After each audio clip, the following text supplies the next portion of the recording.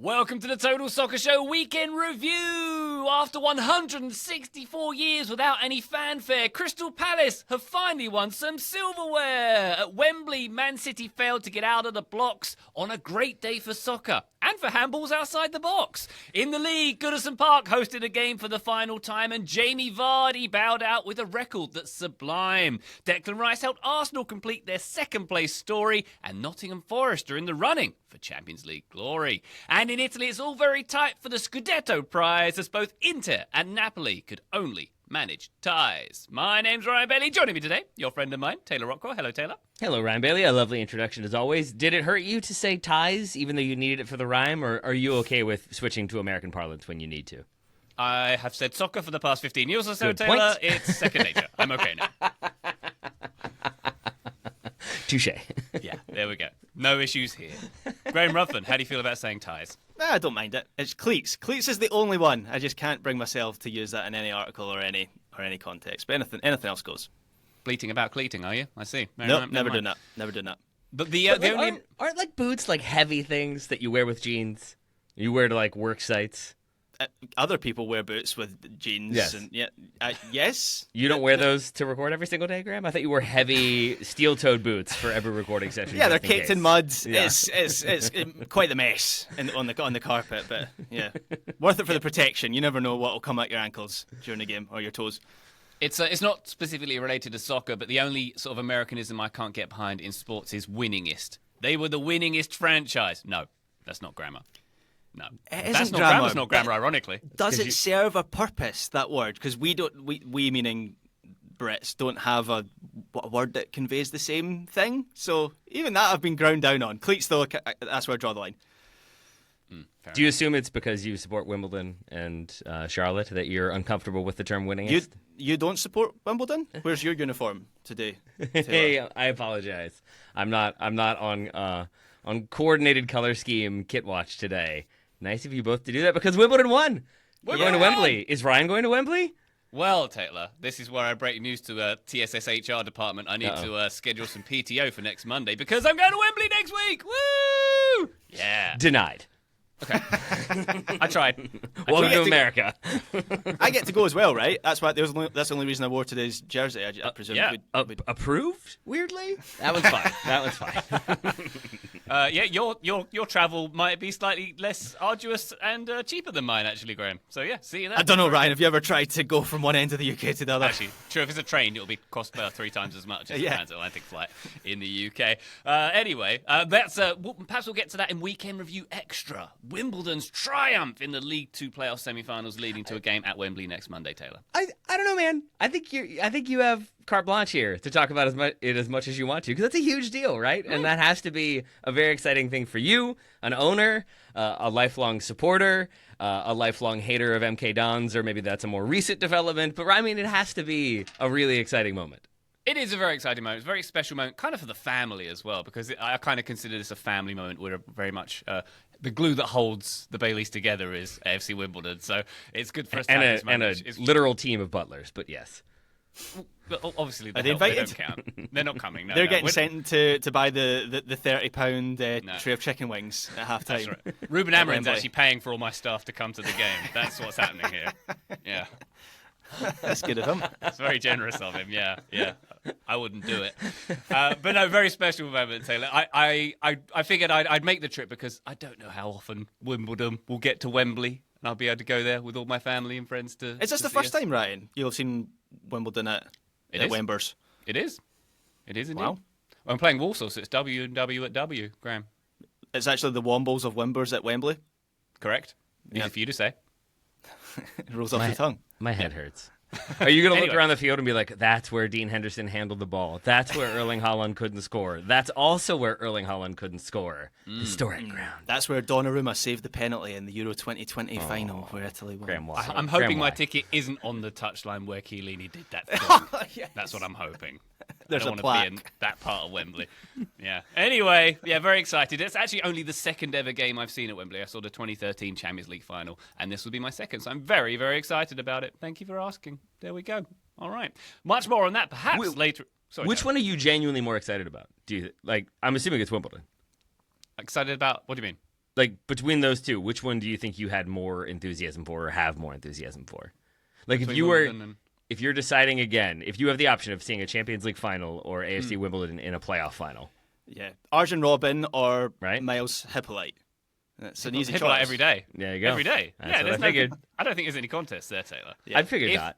If I'm going to see any event at Wembley, it is Oasis this summer. You're quite right. That's what settles this one. Seeing the sad Gallagher throughout the broadcast was just mwah. It was one of my favorite moments of the weekend. He was very Such unkempt, beauty. wasn't he? He was so mad. Yeah.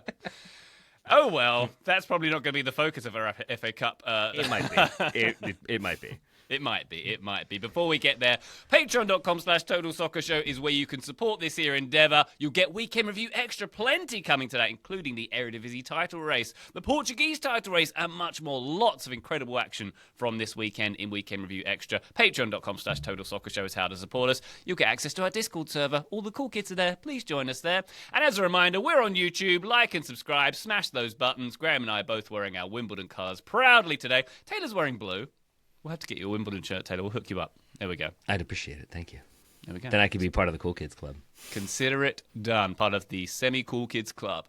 Here we go. Patreon.com/Total Soccer Show, please. And thank you. Let's get to the weekend's action, shall we? We should start off at the aforementioned Wembley Stadium for the FA Cup final. Crystal Palace 1, Manchester City 0. Alabama's Chris Richards lifts the FA Cup. There we go. Palace win a trophy for the first time ever in their 164 years of existence. They lost the finals in 1990 with Alan Pardew, of course, playing in that game, and in 2016 with, of course, Alan Pardew dancing at that game.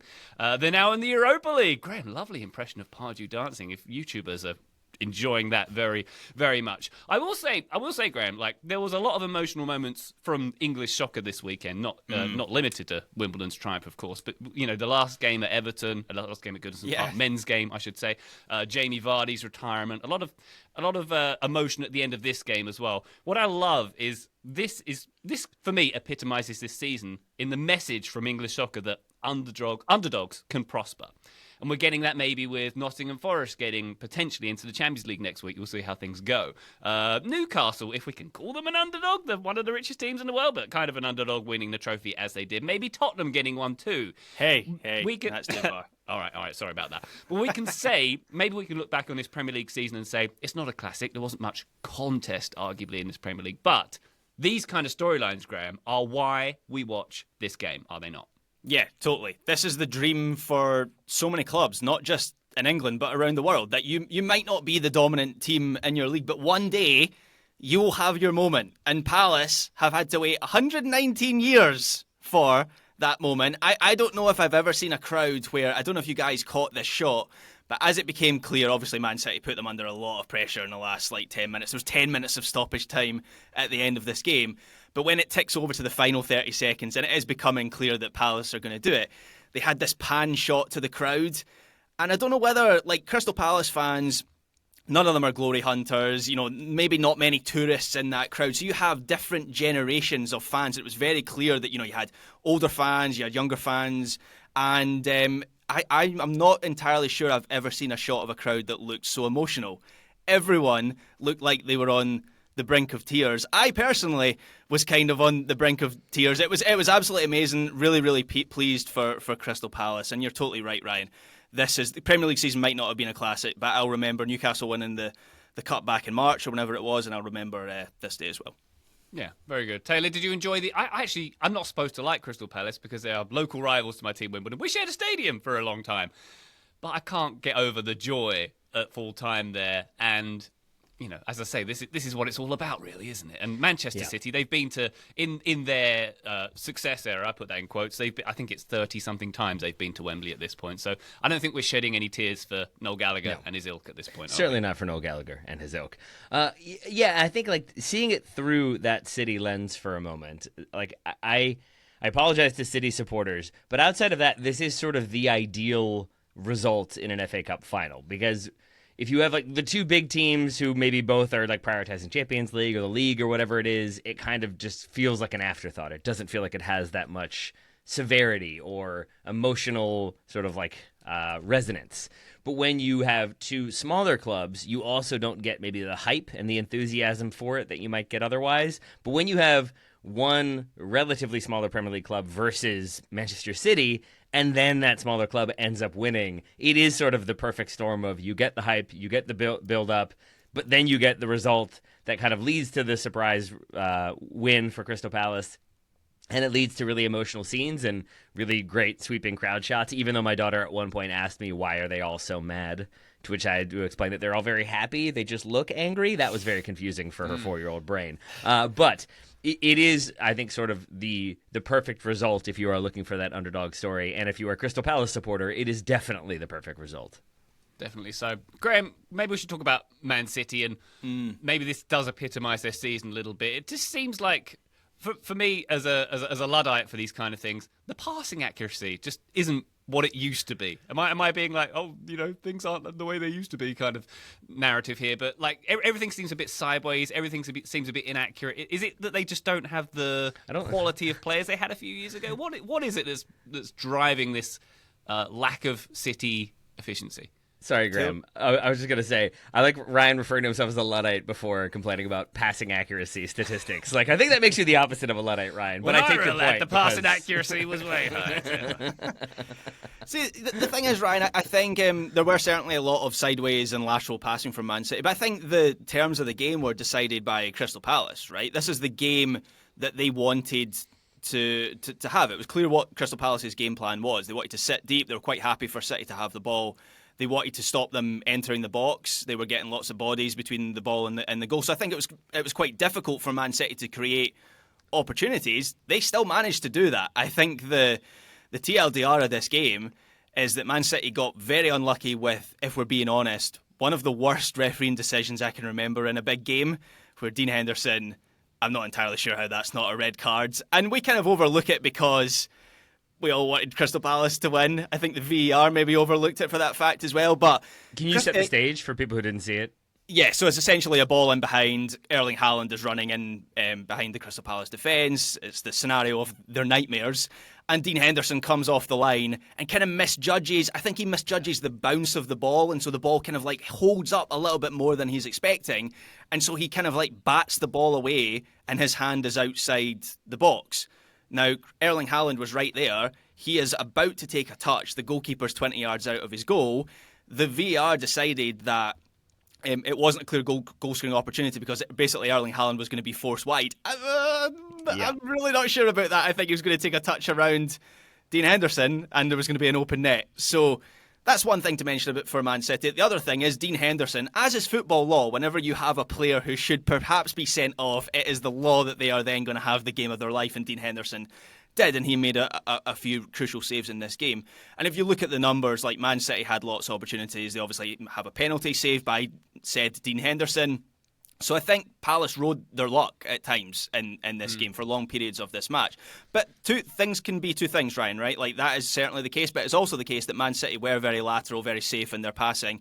And when Palace had the opportunity to hit them on the counter, which is what they wanted to do, they did it. And they had a lot of early struggles with playing that long ball, and it wasn't quite connecting for them, and it was coming straight back at them. And at that point, I was worried for Crystal Palace that they were just going to buckle under the amount of pressure that was coming at them.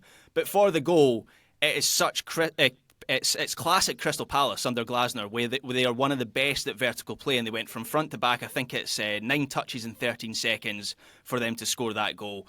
All the components, all their best components are involved. So you've got Mateta's hold-up play, you've got the directness that you get from Munoz down the right side, and then it's a quality finish from Ebeeze, who's got 6 goals in his last 5 games. So, it was fitting that Crystal Palace scored a goal that way because that's what they were trying to do the whole match.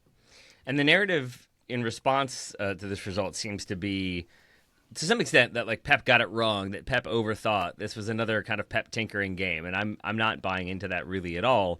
But this goal is, I think, Exhibit A in the idea of that argument because it's Nico O'Reilly starting at left wing back, but being asked to be a fullback / wingback / central midfielder and do a number of different tasks. And you wonder if maybe somebody with more experience doing that does it just a little bit better or tracks Munoz's run a little bit more. I think O'Reilly doesn't recognize that run is happening until basically Munoz is about to get on the end of the pass, which is not really what you want from a defender.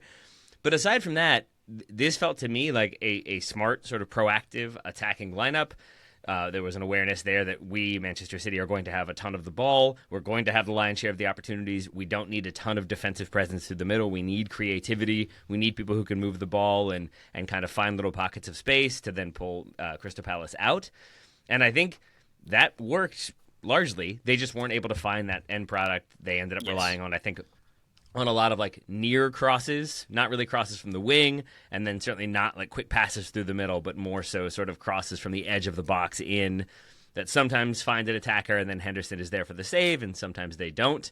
But I think this didn't feel like a Pep overthink game. It felt more so just kind of representative of the season that has been for Man City, which I think statistically is the worst in Pep's career. Winning no silverware, they'll still be in the Champions League, so that's saying something about his managerial acumen. But it did feel like a team that just kind of weren't up to the level that they have established previously, which is hard to do when you've won the league, 4 years in a row? Maybe there's always going to be a little bit of a downturn at some point. Yeah, totally agree, Taylor. I think a lot of people have been quite desperate to draw comparisons to the 2021 Champions League final, where Pep does overthink it and drops Rodri from that game. And obviously in this match, I mean, it was an interesting Man City lineup in that it was a midfield unit with De Bruyne and Bernardo Silva as a double pivot. Then it's Marmoush and Haaland. So you've got like two forwards there, and then proper wingers in Doku and Savinho. So it was a lineup that suggested there would be chaos. And look, Jonathan Wilson had a piece for The Guardian on how Guardiola's selection cost City. I noticed before we started recording, I haven't had a chance to fully read it, but I noticed for The Athletic, Michael Cox had a similar article with a similar premise, and those two guys know more about tactics than I ever will. But honestly, I thought City were so deep in the Palace half for so much of the match that I didn't feel like the lineup was the thing that went wrong for them. What went wrong for them is what I said at the top of this segment, which was they had a penalty saved, and they had a goalkeeper who made a number of good saves, and they came up against a defensive unit willing to put their body on the line. And also the early goal sets up Palace to play this kind of match. So, a little bit unfortunate for City, I thought. Because the 6th minute, you have the Kevin De Bruyne cross. It's the Erling Haaland flying volley. It's a great save by Dean Henderson, who gets down and gets a hand to it. He has another really strong save. I forget what minute it is. It's the Doku save in the 43rd minute. Like, it could have easily been 2-0, 3-0 to Manchester City if they take that penalty, and it's especially if Henderson is sent off. And I share your sentiments on that one, Graham. That was a questionable decision for sure. So I think on another day, it is a sort of comfortable, somewhat comprehensive win for Manchester City, and it goes the way we expected. But instead, it's not a red card. Dean Henderson stands on his head and then stands on Pep Guardiola's dreams, which is why Pep Guardiola afterwards was quite annoyed with Dean Henderson, who grinned in his face, to his credit. That was an interesting exchange, which I think ended with Henderson holding up 10 fingers to say, you got your 10, because I think Guardiola was annoyed about the red card, annoyed about perceived time wasting. But I found this to be an incredibly entertaining game. And for a 1-0 game with a penalty save, but not a ton of drama to it, I think that is a pretty good result. It was indeed. But Graham, you mentioned, two wingers being wingers, two big guys up front. Why not just pump a bunch of balls into the box? Why didn't they start doing that in the last 10 minutes or so? Can they cross? Are they good at crossing, Doku and Savinho? Because they didn't seem great at a lot of things in this game. Doku's certainly not good at crossing. I think Savinho's got that in his bag, but started quite hot, Savinho, and then has had a fairly inconsistent season since then. I think this summer is going to be a reckoning for some of Man City's wide players. I mean, it's telling that Jack Grealish doesn't come off the bench in this game, right, at all. He certainly didn't get off the bench before Claudio Echeverri, who comes on for his Manchester City debut. Now, Echeverri is this really exciting Argentinian winger who was the player of the tournament at the U20 Copa America earlier this year. I've written a little bit about him. I kind of led the newsletter on him for a few weeks. So he is a very talented player. I expect he will play more of a role next year.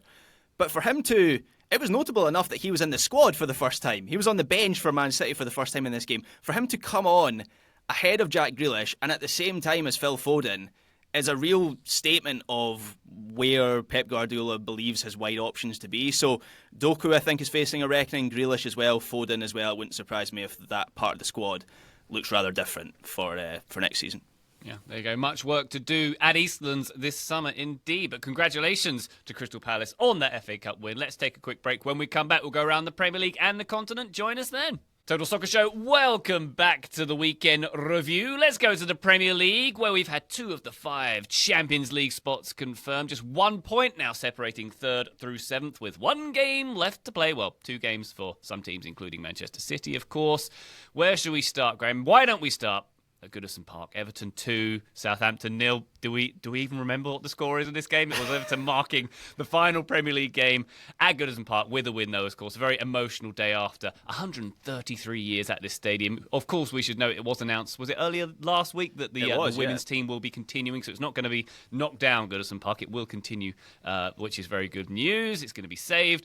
But Southampton pretty much bystanders in the celebrations here, I suppose. Lots of blue smoke, some red smoke too. I don't know if you guys saw this, but it looked like the Everton fans who tricked Liverpool with the blue smoke in their celebrations got their own back a little bit, because there was some pockets of red smoke amongst the blue. But Graham, I know you have a connection to Goodison. This was an emotional day as well, wasn't it? Yeah, a really emotional day at Goodison Park. And I'll personally miss it a lot. It is difficult to imagine the Premier League without Goodison Park. I think it's hosted more top-flight games than any other stadium in English football. And obviously it's just bricks and mortar. But I do think it is more than a stadium. It is a real reflection of Everton as a club, obviously named like the People's Club, and as a community. I think it is the last stadium of its kind. I think of stadiums like Highbury and Upton Park. They've long gone, and Goodison is the last of that breed.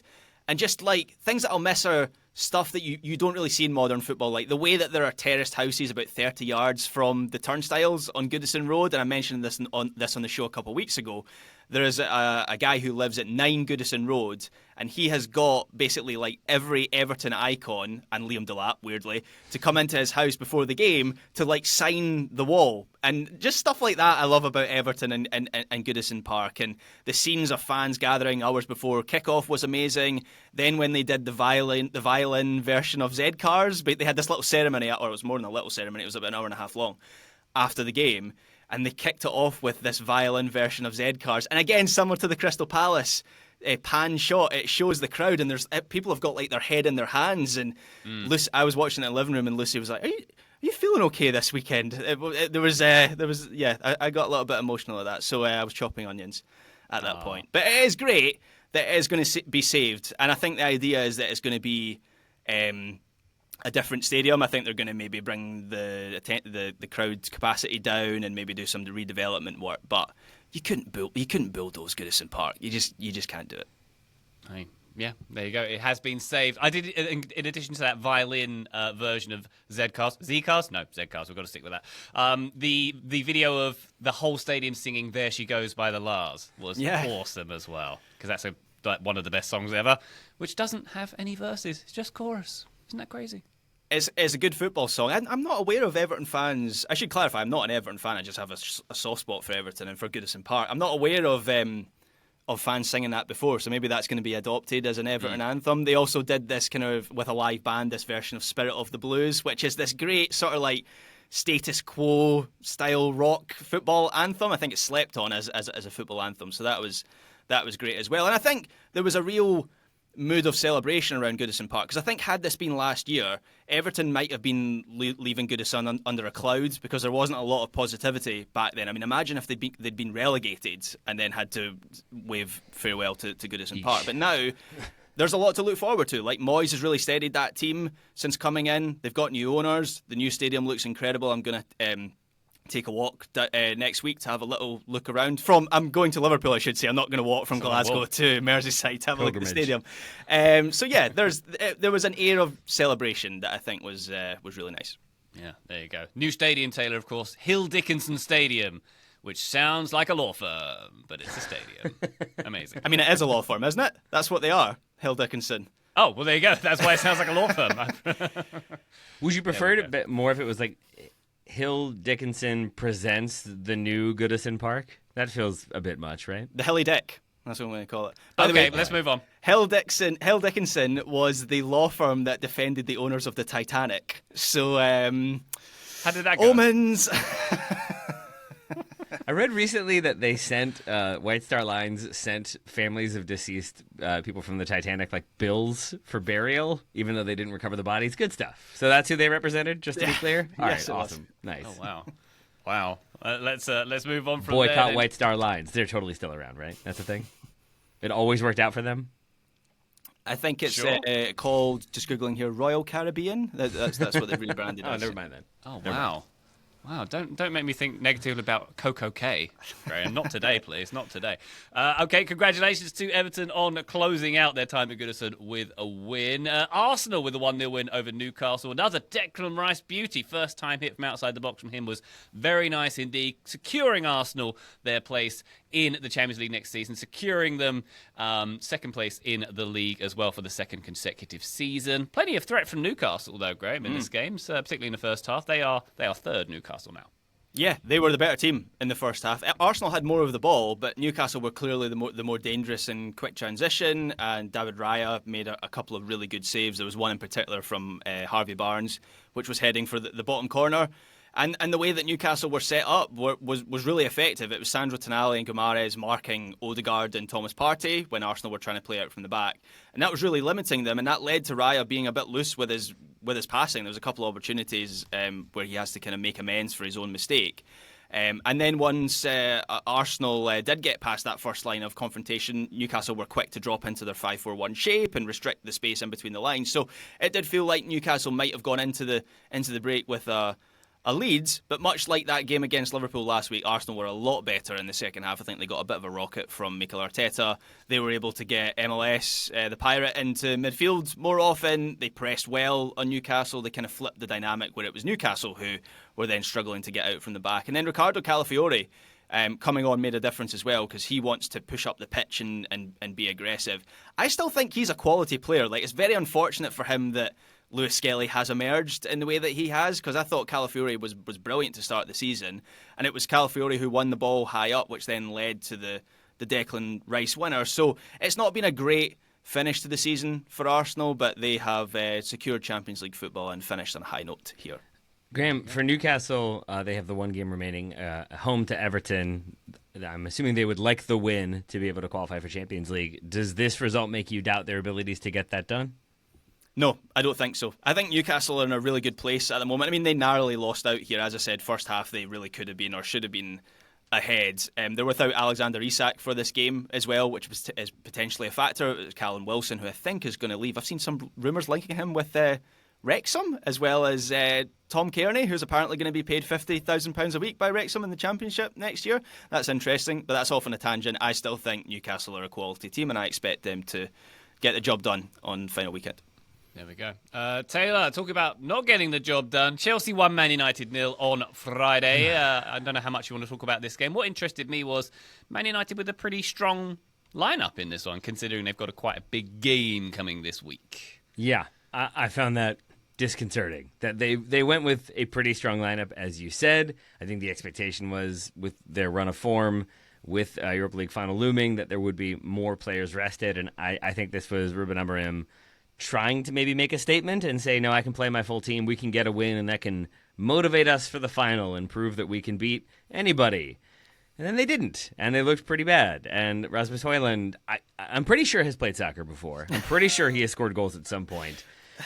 Increasingly, that joke and narrative that Manchester United just thought, like, well, Haaland's worked for City, so we need one of those. I never bought into that because it felt discourteous.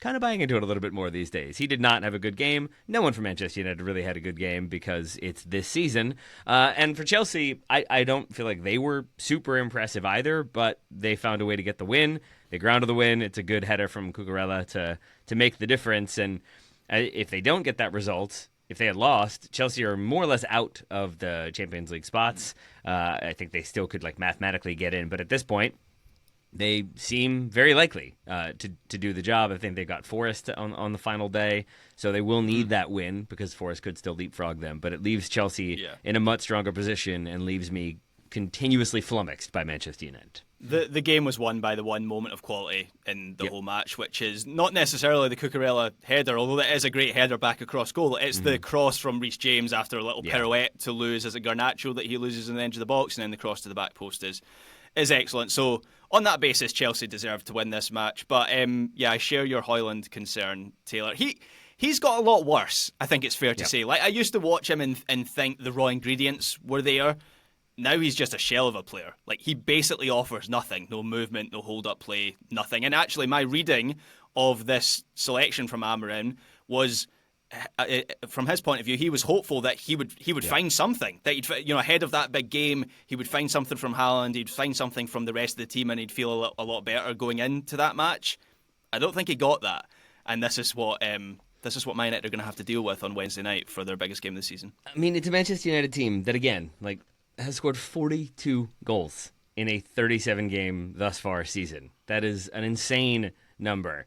And it's a Højlund who then you could think, okay, maybe he's not getting service. Maybe he doesn't have the players around him who are putting him into the ideal spots. It's a new manager who came in, and maybe Amorim is asking kind of different things of him, and he's still having to learn. And all of that might be true, but there is still also with Højlund a feeling that maybe he is regressing, to your point, Graham, because multiple times in this game I saw him standing in the wrong position, like the objectively wrong spot, but screaming for the ball and then looking furious when it wasn't played to him, even though he is on the wrong side of a defender or not crashing goal or not kind of being in the area where he needed to be on the receiving end of a cross, but then still screaming for the cross to come.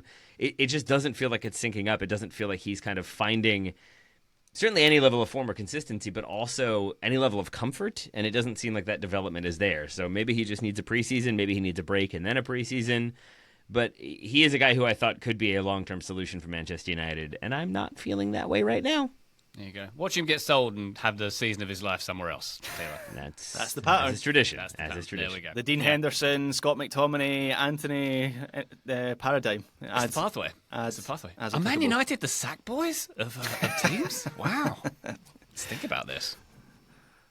Never mind. I won't make you all talk about Manchester United more. I do have a question about is that Manchester United struggling with talent? Is that them moving players to leagues where maybe there is less pressure, like we talked about with Anthony last week? Is there less immediacy of pressure and intensity so that you can perform a little bit better? I suspect the answer is somewhere in between, but it's a confusing one all the same. No culture, no philosophy, no leadership. These three things are very important at soccer clubs. Repeat and rinse and repeat. Debatable. We'll see. Anyway, well, Man United, of course, have got a big cup final coming up this week, as do Spurs, who seem to, Graham, take this game with a little less seriousness, arguably, than Man United did. They fielded a weaker team, should we say. Villa got a 2-0 win over Spurs this weekend. Yeah, Big Ange basically rested his whole team for this match. No Vicario, Pedro Porro, Solanke, Bentancur, Johnson, Basuma, they all started on the bench. Some of them didn't even come off the bench in this game. There was a start for Son Heung-min, his first start for a month, so that could be a boost before the final. I actually thought he was pretty bright, but by and large, it felt like Spurs just wanted to get through this game. They invited Villa on top of them, they sat back, they asked Villa to break them down, and they did. Not that they cared much. It is all about Wednesday for Spurs. Not the most inspiring of performances by Villa, but as they have done in their last couple games, they ground it out. No Yuri Tielemans again, which I think really limits their drive and creativity through the centre of the pitch. But I actually thought Kamara and Onana were pretty good in central midfield. Both of them are capable of driving it forward. And of course, Kamara scored the second goal. So not much riding on this for Spurs, but for Villa, this is another result that keeps them firmly in the race to finish in the top 5. I promise this is not meant to be a shot at Tottenham's trophy case. After the match, in the post-match interviews, Son said it would be the most important match of his career, the Europa League final against Manchester United. Can that be true? Like, this is a guy who won gold with Korea, so he didn't have to do military service. He has played in World Cups. And the Champions League final. Champions League final, yeah. And yet this is the most important game. So maybe because they lost the Champions League final, it is not the most important game anymore. Is that about it? That's how it works, I think. Okay. It's the next most important game, is what it is, I think. Yeah, but fair enough. The and really, anytime you can have the the worst team that isn't getting relegated playing the second worst team that isn't getting relegated. That's got to be the most important game. It really is. It really is unprecedented, and it is part of the reason why I think we're going to do a review show on Thursday. I know we don't really talk much about the Europa League, but it just feels like we need to talk about this game because it is wild that it's happening in the way that it is. It's going to be a high quality affair. I cannot wait for it. A few more Premier League games to run through from the weekend. Nottingham Forest with a very important 2-1 win at West Ham. Forest, as Taylor noted, are in 7th. They are 1 point outside the top 5. They held on for the win here. And as Taylor noted, they face Chelsea next week, which is basically, it could be a straight playoff for Champions League soccer next season between those two. Very exciting indeed. Jarrod Bowen's goal, by the way. I don't know if you guys saw this. It was rather special, teeing himself up for the volley, which I'm always amazed that any Premier League striker has or forward has enough time in the box to do that for themselves. But he did. It was awesome. Very good. Yeah, yep. He's kind of proof of this idea that the Premier League's middle class, or West Ham might not even be the Premier League's middle class at the moment, are just able to keep hold of their best players for longer. Because I have to imagine 10 years ago Liverpool have spent 60 million to sign Jarrod Bowen. He's brilliant. West Ham at the moment, by the way, really not brilliant. I'm already concerned for Graham Potter, and I saw Julian Laurens having a bit of a rant on BBC 5 Live after this game about how he started 9 defensive players in his team for this game. Lo and behold, West Ham didn't look like scoring a goal until Jarrod Bowen came up with a bit of a worldie. So, yeah, concern for Graham Potter. Yeah, indeed. One more game to go from the Premier League that we'll talk about. Leicester 2, Ipswich 0. Jamie Vardy signing off at Leicester City in his trademark style. He got his 200th goal for the club in his 500th appearance. I'm kind of glad he didn't get another goal, and it was like a 201st goal, because 200 and 500... lovely round numbers there. And all of this 13 years to the day since he was signed from non-league Fleetwood Town as well. He got a guard of honour going off the field here and got all the celebrations from the stadium. But weirdly, he's just decided not to play next week just so he can finish at Leicester. Like, there's no other reason. He just didn't want to play next week. I think the reason is it's away to Bournemouth. And he thought, I'm not going away down there. This is it for me. Yeah, Graham already established travel in the UK is impossible. So better to stay home.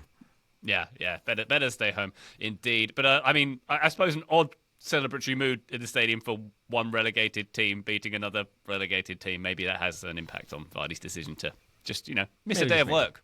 I'm doing it next weekend for Weekend Review, so I've sympathised with him, frankly. So there you go. Maybe he's going to be at Wembley. Maybe he's a Wimbledon fan. That's the real reason. Oh, wow, maybe that's it. Skittles and vodka all around. I look forward to it. Let's take a break. When we come back, we're going to look at the Serie A title race, which continues to heat up. Go around the rest of the continent and MLS. Join us there. Total Soccer Show, welcome back to the Weekend Review. We go to Serie A. Well, the title race continues to be a very tight affair. 1 point separating Napoli at the top with Inter in second. Both teams are drawing in this game. Inter 2, Lazio 2. A big blow, Graham, for Inter's hopes of retaining their title. Jan Bisek scoring the opener and then conceding the penalty in the 90th minute for the equaliser here. Pretty wild game at San Siro.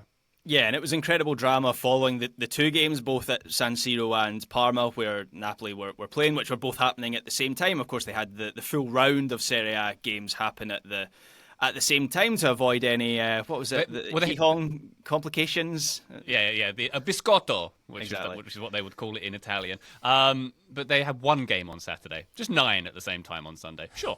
Yeah, sure. Why not? Yeah. Sure. Italy. Put it down to that. I read just before we started recording that they are going to have the Inter and the Napoli games on Friday night, separate from the final round of the Serie A season.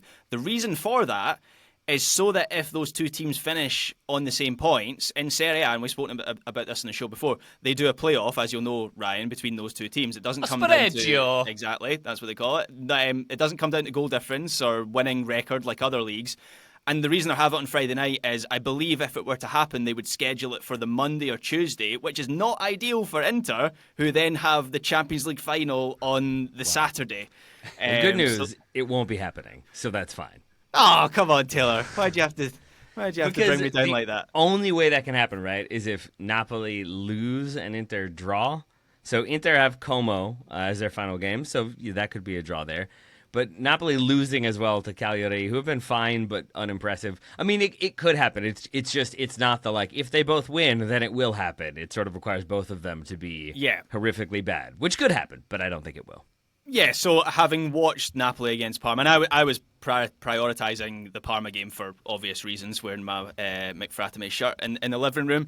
That was the wrong decision because there wasn't a whole lot of drama until the very end when there was the overturned penalty decision. But looking at how Napoli celebrated that point away to Parma, they clearly knew what was happening in the other game. Yeah. And so it's just very difficult to imagine them at home to Cagliari letting it slip at this point. But after the drama of Sunday night where the lead at the top of the table changed 4 times over the course of the night, I guess anything could happen. And the Inter-Lazio game was a wild match. I thought adrenaline almost carried Inter through because they looked tired on the whole, which is understandable considering the number of high-stakes games they have played recently. They played Champions League semi-finals, Coppa Italia semi-finals, of course, title race matches in the league.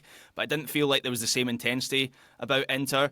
And Lazio were able to play through them in quick transition. And if you look at the numbers, Lazio had more big chances, more shots. Even if you take the penalty out of the XG, the Pedro penalty right at the end, it favours Lazio. And between Dia and Isaacson and, of course, Tati Castellanos and Pedro when he came on, Lazio were able to get into the box really easily. So if Como are able to do that next week, keep in mind Como have been in great form, they've got quality, then Napoli might not even have to do anything in their match. I do like that we've talked about Simone Inzaghi resting players, and like even as the title race is hotting up, he is happy to give players like a little bit of a break to make sure they stay fresh for the Champions League. And I'm just choosing to believe that in this one, he was like, okay, that hasn't gotten us out of the title race. I'm just getting myself sent off, and then I won't even have to be there next week. That should really do the work for me. All 4 managers got sent off between the 2 games. None of them survived. So they all are going with that tactic, and we're going to see how it plays out. I hope they all watch the final games together. That'd be fun. There you go. Mourinho has left some heritage in Serie A then. That's what I'll say. Wonderful stuff. Inter was 78 points. As noted, they're away to Como on the final day. Napoli was 79 points at home to Cagliari. We shall see how that one ends up. But of course, Napoli and Antonio Conte in the catbird seat, as we like to say around here. Elsewhere in Serie A, Juve stayed in 4th. They had a 2-0 home win over Udinese. The other big game of the weekend was Roma and Milan. Roma with a 3-1 win over AC Milan. That's Roma in 5th now, 1 point behind Juve in 4th. So very much a race for the Champions League next week as well. Roma are at Torino next week, and Juve are at Venezia. Venezia fighting for survival, 2 points below safety. So some interesting turnarounds there potentially. But this was for Roma. This was Claudio Ranieri's last game in charge at the Stadio Olimpico.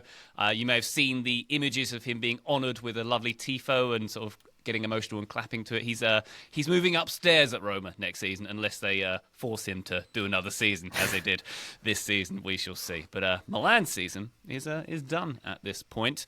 One other game to note for me from Serie A, the one that happened on Saturday, Genoa 2, Atalanta 3. There was some hijinks from the crowd here. Genoa and Sampdoria share a stadium, that beautiful stadium with the sort of clay-coloured pillars, which you will very English-looking. Yeah. I picture it in the 90s with David Platt and Italian 90s. Very Italian 90. Very Italian 90. They're not fans of each other, the Genoa and Sampdoria fans. The Genoa fans had a banner that said "Ci sarà sempre odio eterno Sampdoria marischi all'inferno," which of course we all know. It said there will be forever eternal hate. Sampdoria rot in hell. Then I noticed on Instagram the Genoa New York supporters were parading a Sampdoria-covered coffin around Manhattan this weekend as well. But, Graham, there's been a little twist in the tail, hasn't there? Because Sampdoria, they might actually be raising from the dead because of Brescia getting a points deduction in Serie B. Wow. Yeah. That must have been a confusing scene for a lot of New Yorkers in Manhattan. What are you guys doing? Oh, we're just parading this coffin because of the relegation of a team in Genoa. Yeah. They've gone down to Serie C, the 3rd tier of Italian football. But there's a points deduction for another team, Brescia, so maybe we've gone a bit early with this whole thing and we'll do it again next week. Yeah, wonderful. Well, they get 2 parades. There you go. Congratulations to them. Anyway, so lots of hijinks there. No love lost between those 2 sides. But Sampdoria potentially going down to the 3rd tier. That's madness considering what a big club they are and have been. Beautiful shirts. Graham, I'm sure, is going to fill his his wardrobe with some toy research at some point. I don't have a Sam shirt. I did the newsletter about them getting relegated last week, which I might have gone too early on that as well. They're just a club that is synonymous with a certain era of Italian football, like the Football Italia era. Players like David Platt, right? No, David Platt didn't play for them. Vialli and Mancini and those guys, and they have that weird. It's a beautiful shirt, but it's kind of weird with the little diamond and the band, and yeah, it's just an iconic shirt and an iconic club. So might need to add one of those to my collection. As you should. Bundesliga time. Dortmund needed a 3-goal win to guarantee Champions League soccer for next season. They only went and got it, didn't they? Dortmund 3, Holstein Kiel, already relegated Holstein Kiel 0. They've snatched that Champions League spot for next season. Niko Kovac Dortmund have won 6 of their last 7 matches. A very good run for them. Leverkusen finishing in second, Eintracht in third. What else have we got from... Leipzig. Leipzig missing the European spots completely, Taylor. They lost 3-2 at home to Stuttgart. Huge fail from them. Very much so. And a game they absolutely needed to win. Luis Openda starts on the bench. Benjamin Sesko starts on the bench. Maybe a sign of how their form has gone and how their fate might be this summer. It is a very sizable loss for Leipzig, not just the loss to Stuttgart, but then the loss of European play. It's the first time since they were promoted to the Bundesliga that they will not be in Europe. But Mainz, very much okay with their downturn in form, Leipzig, because Mainz now get into the Europa Conference. A thing that felt like it was going to happen at various points in their game against Leverkusen, and then also felt like it wouldn't, because they had not 1, not 2, but 3 goals disallowed in this one, and maybe even a fourth goal disallowed. I now see, checking my notes, you have 1 for offside, a second for offside, then there's 1 because they took the ball out of the goalkeeper's hands. That one felt very marginal, and then a 4th for a late handball in the build-up to the play. But Leipzig end up losing, so it doesn't end up mattering for Mainz, who do get the draw here and will be in Europe, a big thing for them. Closer to the bottom of the table, you had Heidenheim, who could have avoided the relegation playoff if they had gotten a win and some help. They did not get the win, so that doesn't matter. Werder Bremen looked very good, tearing Heidenheim apart 4-1. Bremen are in decent run of form to end the season, so I'm excited for them for the start of next campaign. Hoffenheim finish 15th, so they stay up, as do St. Pauli, who lost on the final day to Bochum, who are already relegated, but St. Pauli stay up because of their overall form. So credit to them. Somewhat credit to Hoffenheim, but Heidenheim go into the playoff against Elversberg, who finished 3rd in this fight to Bundesliga. Elversberg, I checked their roster. I don't know a single one of their players, but they do have a guy named Fisnik Aslani, who I believe is Kosovar. What's that? Are they all elves? They are, indeed. They're all very tiny, but very magical, including Fisnik Aslani, who has 18 goals and 8 assists this season. He is their top scorer and their top assist getter, so Heidenheim will need to find a way to shut him down if they hope to stay in the Bundesliga. Leipzig's season is a shocker, right? Sorry to take us back to that, but I remember talking about Leipzig at the start of the year, and obviously Leipzig's the Red Bull model as they continue to sell players. But this season was one of the few times where I know they lost Dani Olmo to Barcelona, but they had Xavi Simons to continue in that position. And so for them to have that level of continuity and that level of talent in the team and to have the season that they've had, I didn't really see it coming. And this morning I'm reading that because they've missed out in European football, they're going to have to sell Xavi Simons for less, and Šeško seems to be on his way as well, and Lukaba's being linked to Real Madrid. So they're back in the Red Bull washing machine of not being able to build anything. So this season was a huge missed opportunity for them. Yeah, definitely so. By the way, Bayern Munich, a 4-0 win at Hoffenheim to close out their season. Harry Kane scoring, ending the season as top scorer with 26 goals. Not a bad campaign for him. Quick look over at La Liga, where Barcelona done a loss. 3-2 at home to Villarreal. The 80th minute winner from Canada's Taj Buchanan. Look at that. Wow. Right in the middle of the goal. Very good. And some very good goals from Lamine Yamal and Fermin Lopez in this one, Graham. Yeah, I tipped Villarreal to get something from this match for a couple reasons. One reason is that Barcelona were celebrating all week. Inigo Martinez was posting pictures of him drinking on Friday evening to his Instagram. And it's a similar way to how there is no way Liverpool are getting anything against Brighton tonight. They've been at I don't know if you guys have seen this. They've been at Ocean Beach hanging out with Wayne Lineker all week. So, yeah, that was one reason I didn't think Barcelona were going to get anything out of this game. The other reason was that Villarreal are really good at going from back to front quickly. They're press resistant. They like to get in behind. They have real cutting edge in front of goal. We saw all of that within 4 minutes, when Jose Perez, who's had a great season, by the way, scored the first goal after a move which saw Villarreal draw Barcelona out and then ping it around them and in behind. And they kept doing that throughout the game. They did it for the Buchanan winner at the end with a cross to the back post. But even though Barcelona weren't at their best, we still got the customary Lamine Yamal wonder goal, the classic Lamine Yamal goal as it is now, cutting inside off the right side to bend it in the far corner. He's actually the new Arjen Robben, not the new Messi. That is a goal that he very much owns now. And he's the only Barcelona player who wasn't old enough to have a drink during the week. So maybe that explains why he was the only one who looked sharp and up to match sharpness. So. Inigo Martinez he needed oxygen at the end of this game.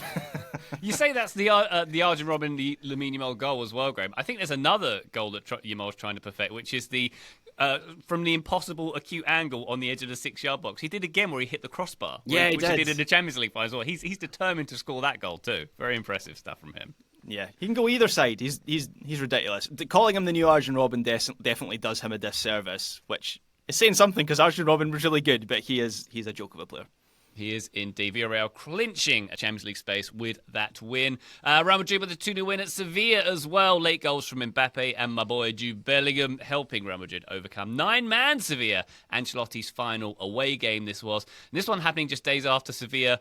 Their players spent a night at the training facility after violent attacks from supporters. Sevilla not doing so well this season. They have secured top-flight soccer, though, Graham. So, yeah, good. I mean, sure. So the lowest of low bars for Sevilla at the moment. They're having a bit of a mare of a season. I'm not entirely sure what next season looks like for them because they've not got a lot to build around, and I don't envisage a huge improvement. But for Real Madrid, Mbappe scored an absolute banger in this game. He's had a great season. I think it's worth noting, not only are his numbers incredible, but he is influential in pretty much every match he plays for Real Madrid. It's just the stuff around him that needs sorted out. So good luck, Xavi. Good luck indeed. He's going to need it. Let's have a quick look at MLS. Of course, on Tuesday on the feed, we'll have much more focus on Major League Soccer, but a quick look at some of the big results. Oh, well, Trafico we had this weekend, did we not, Taylor? The Galaxy didn't lose a game. That's good for them. They didn't win a game, though. No. Yeah. I really don't know. Graham, do you have a thought on... It's the Rob McElhenney line of like some draws seem like wins and some draws seem like losses. I think for Wrexham on the day, that draw felt like a loss. I kind of feel like... You think it's a win for the Galaxy? Yeah, I feel like so. It was a loss. Okay. I think when you come from behind, I mean, they dropped out of the game. They started really well, but they dropped out of the match. And then for them, I think also the fact that Marco Reus scored a couple, turned up and scored a couple in this game when he's been not very good for them. And I thought there was some threat in behind from Gabriel Peck. And so there were some encouraging signs. And I think they'll look at this as like a minor positive. So that's the minor positive way to see it. I think for me, it was the fact that they went down, then they get back into it. And they were really dominant and controlling the game for a good 15 to 20 minutes of the second half, and that's when they get the goal that is then called back for offside, correctly so.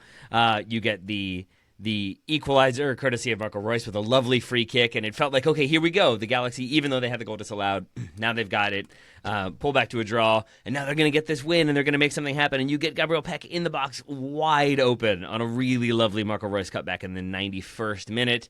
He takes a touch. He has so much time, and I would argue maybe it's that he has so much time that he thinks about what could go wrong, and he skies a shot. And I just found myself thinking, like, if he puts that in, you come from behind, you get the win in El Tráfico, you get some beautiful goals, you get a really strong performance from Marco Reus.